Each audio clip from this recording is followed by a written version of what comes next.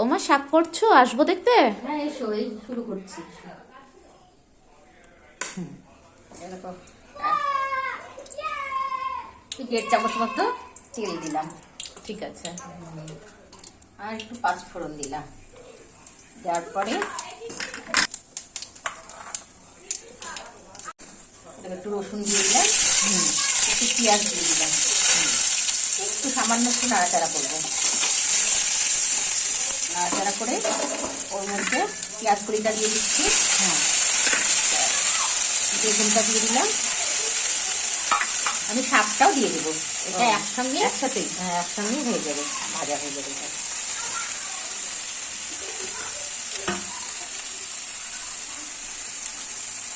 একটু হলুদ দিয়ে দিলাম, স্বাদ মতো লবণ দিচ্ছি। খুব ভালো লাগে এই শাক ভাজাটা খেতে, খুব সহজ শাকটা ভাজা। এইভাবে কিছুক্ষণ নাড়তে নাড়তে শাকটা ভাজা ভাজা হয়ে যাবে। একটু মনে হলে ঢেকে দিতেও পারো। একটু ঢেকে দিচ্ছি, তাহলে তাড়াতাড়ি হয়ে যাবে।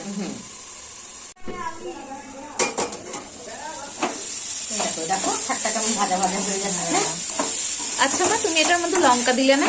হ্যাঁ হ্যাঁ, লঙ্কা দিয়েছি, তোমাকে বলতে ভুলে গেছি। ওই শাক কাটছিলাম যখন, তখনই লঙ্কাগুলো কুচি করে কেটে নিয়েছি। স্বাদ অনুযায়ী লঙ্কা দেবে। আমি এটাকে 3টে লঙ্কা দিয়েছি। আচ্ছা, যে যেমন ঝাল খেতে চাইবে। আর একটু ঝাল ঝাল হলে শাকটা বেশ ভালো লাগে। আচ্ছা, দেখো কেমন ভাজা ভাজা হয়ে গেল শাকটা। গরম ভাতের সঙ্গে শাকটা খুব ভালো লাগে খেতে।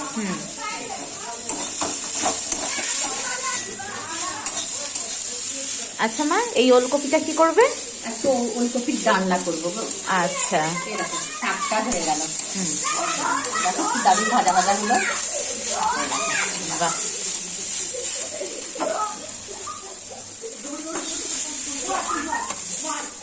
এ দেখো খেসারির শাক ভাজা রেডি হয়ে গেল। গরম ভাতের সঙ্গে খাবে, খেয়ে বলবে কেমন হয়েছে। ঠিক আছে, গন্ধটা খুব সুন্দর আসছে।